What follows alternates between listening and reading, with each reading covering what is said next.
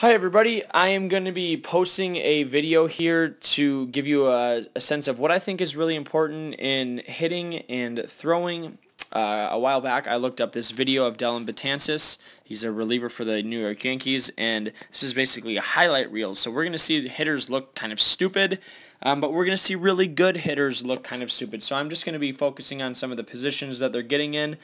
On pitches that they are actually struggling with, and show you how good of positions they put themselves in, as well as making a few comments of what I see in Mr. Betances. So I have Elvis Andrus here with the Texas Rangers, and I have this degree marker on him to start my conversation. So I was recently at the American Baseball Coaches Association convention down in Nashville, and I went to the talk with the hitting coach from the Chicago Cubs, and he had mentioned that the average angle of posture, okay, this leaning over our head out over our toes that you see in big league hitters, is right around 30 degrees. So you see Mr. Andrus here in roughly 33 degrees. I understand that my line is very subjective, but understand that I'm trying to represent the generalization that you typically see more of this postural tilt to the plate where our head is out over our toes in big league hitters than you do with amateur players. Whether it's youth baseball or college baseball, you typically see better hitters getting in these positions more often than you do young hitters. So I'm stealing some of my concepts from Greenlight Hitting. It's Kyle Wagner is the head of that. It's out. They won the Little League World Series last year. So I think I have some pretty good sources for the information that I'm providing right now. So we have a pitch coming in, and I'm just showing you the posture that he has on a pitch that he doesn't do well with. Okay, so this is a pitch that is going away. We have a breaking ball that's going away.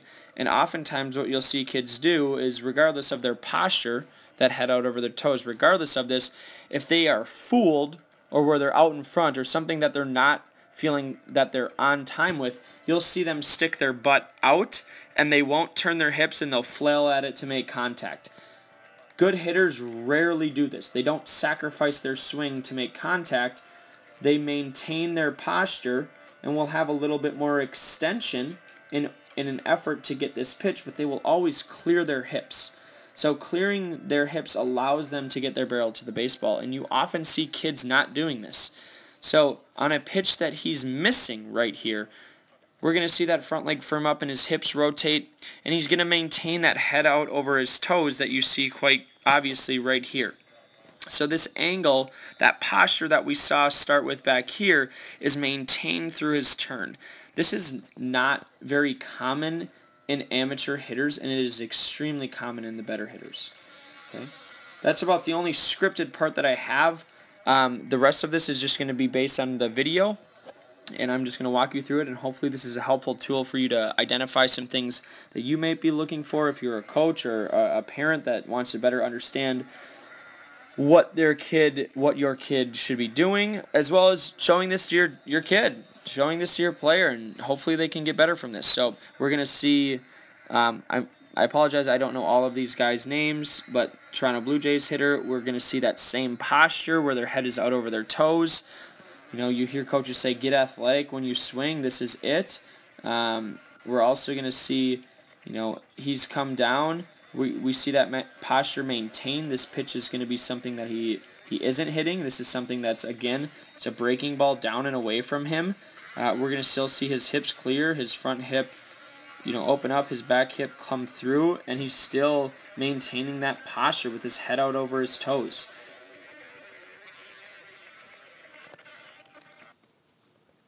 All right, I believe I'm going to see some of him.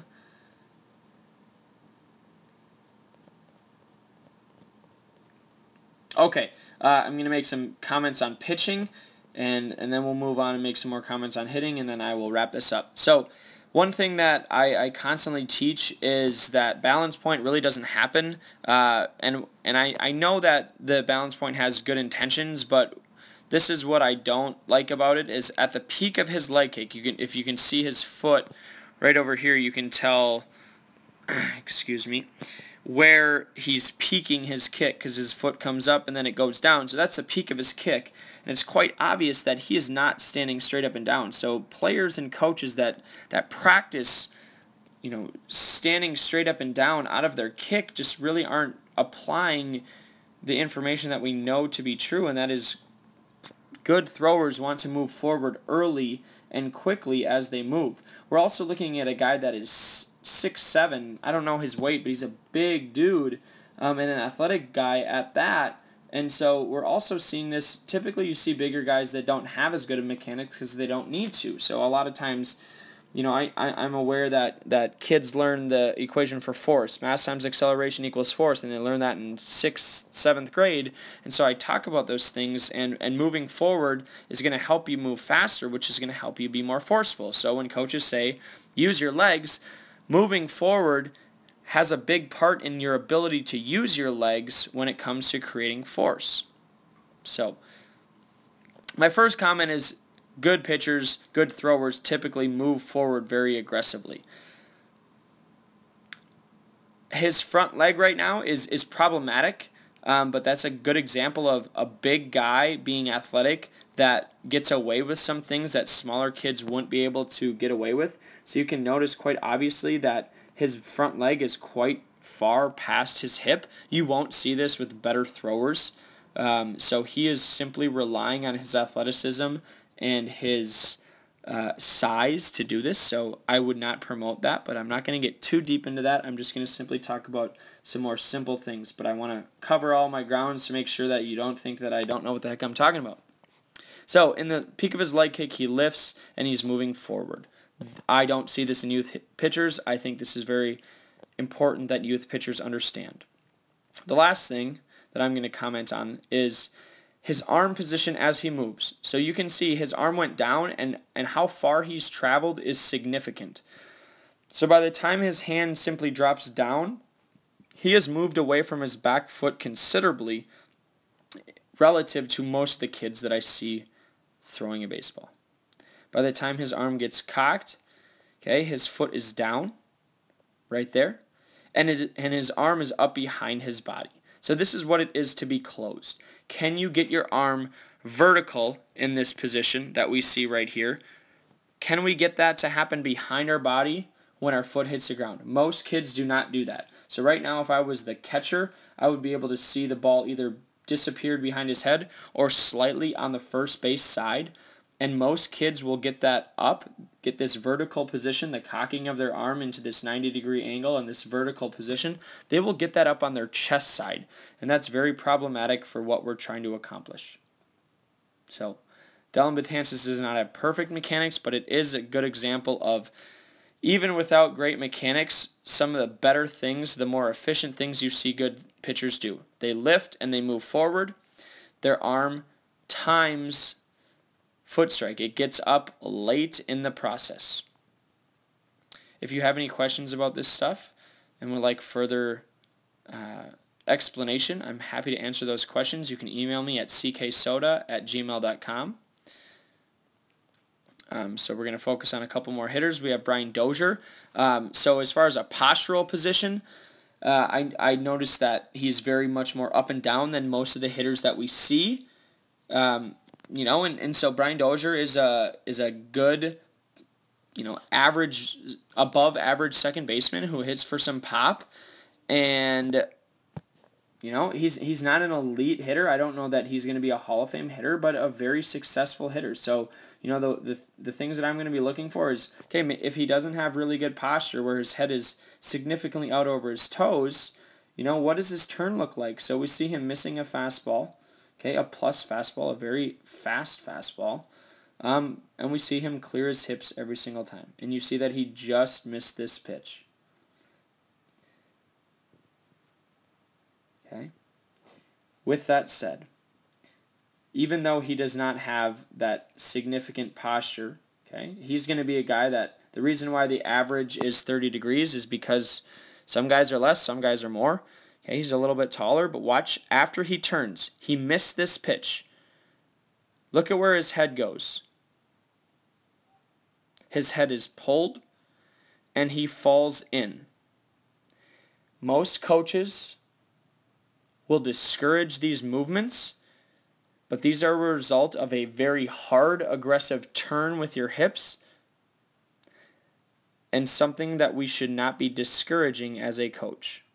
Okay, again, here's a better picture of, we can see him, this is a breaking ball, you can see his grip right here, this is a spiked curveball.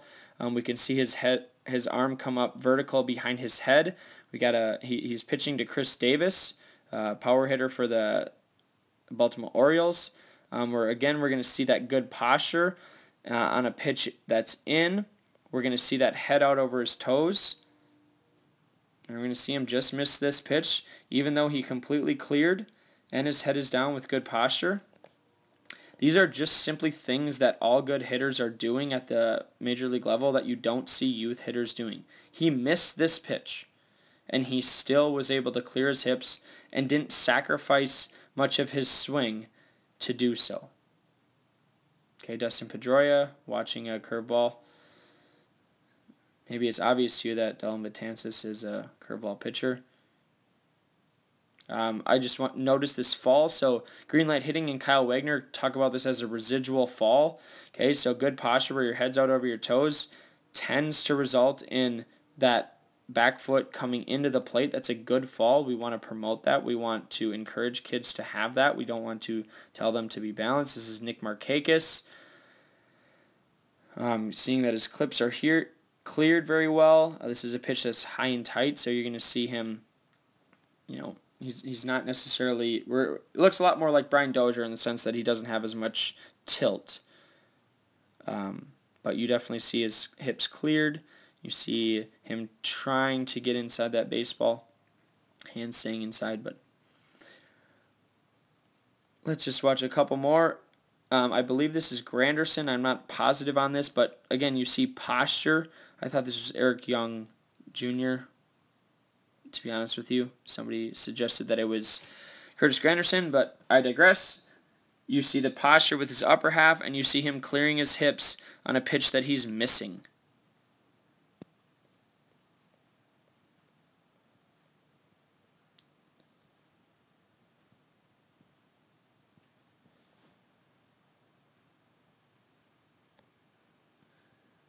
NLCS hero, Mr. Murphy. Great posture, head out over his toes, clearing his hips on a pitch that he misses. David Wright, taller posture, watching a pitch. No, this is Granderson. The other one was Eric Young Jr. Anyway, so I have multiple examples of really good hitters not having success, not being afraid to swing and miss with their approach.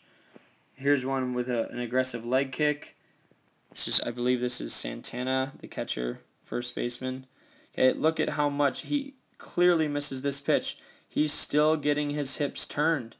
I mean, that's a badly missed pitch with great posture, and his hips get cleared. So it happens, and when I see kids not doing this, I really encourage them to swing hard, not be afraid of missing the ball, and trying to maintain these positions, clearing his hips. I mean, it's so obvious. The posture and the hip turn is so obvious.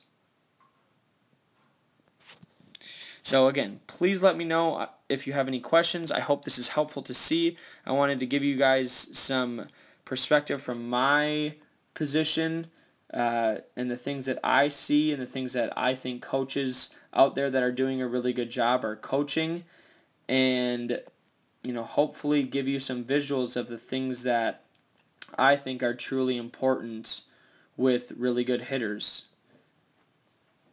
Again, my email is cksoda@gmail.com. If you do have any questions, please feel free to ask me via email.